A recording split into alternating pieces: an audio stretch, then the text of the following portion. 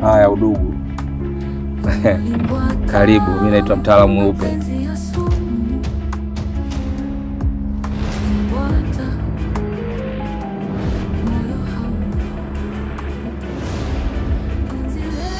Yaani kisingizio ni kazi. Wewe kazi ni kwako, unajua kwamba una mke. Acha. Yaani mimi naona kama vile ndoa inanishinda.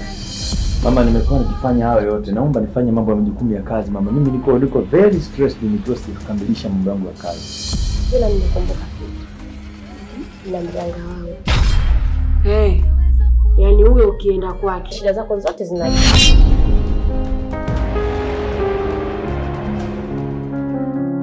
Penzi letu lilikuwa moto wa roho wa kweli na upendo, lakini wivu.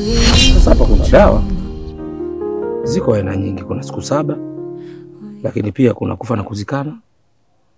Alafu na zikwe hai. Baby. Amka uende kazini. Siendi kazini leo. Mapenzi. Nimekuelewa, umeniambia ndio, lakini nilishakwambia mara kwanza kwamba hakuna sehemu ya kutegua. Nachotaka mume wangu aopolewe. Sitaki maneno kabisa na wewe.